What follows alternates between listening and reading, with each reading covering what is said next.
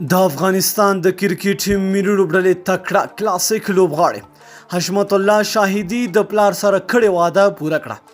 دا چې کومه واده د هر سره په همدغه ویډیو کې وګورئ. ګرانو زړه ته رانږدې مینوالو السلام علیکم. د افغانستان د کرکټ ملي لوبډلې تکړه کلاسیک لوبغاړی حشمت الله شاهدي نن پر خپله فیسبوک پاڼه باندې لیکلي چې د پلار د مرګ نن دوهم تلین دی او هغه چې نن په افغانستان کې کوم محبوبیت لري هغه د پلار د تشویق او باور برکت دی. حشمت شاهدي وایي چې پلار یې ورته ډېر نصیحتونه او یادونه پرېښي دي چې هغه یې تر نن ورځ پورې نه هیروي او پر راتلونکي کې به هم د هغه لار غوره کړي.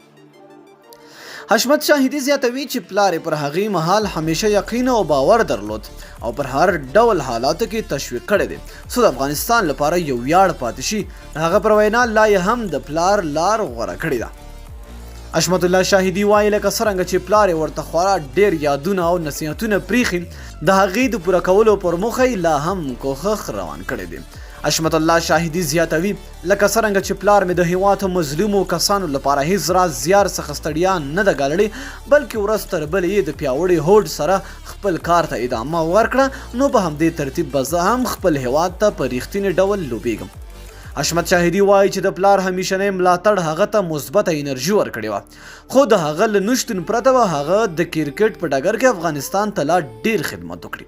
حشمت الله شاهدي د افغانستان د کرکټ ملي لوبډلې هغه مخکښ توپوهونکی دی چې په تیر نړیوال جام کې هم د انګلستان په سختو ویشتنځایونو باندې ډېر ښه وځلېد او مسلسل نیمه سلیزې وهلې. حشمت شاهدي د افغانستان لپاره ډېرې کارنامې کړي دي. هغه یو حوصلهناک لوبغاړی دی چې د کرکټ په نړۍ کې ورته د افغان کماره سنګکاره لقب ورکړل شوی دی.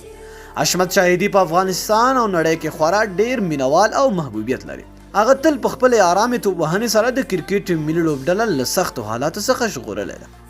حشمت شاهدي تر دا مهاله د افغانستان لپاره ټول ټال 9 ورځنۍ سیالۍ کړي دي چې پکې 1040 منډې پوره کړي او په یوه سیالۍ کې نوموړي 90 منډې تر ټولو ډېرې کړي.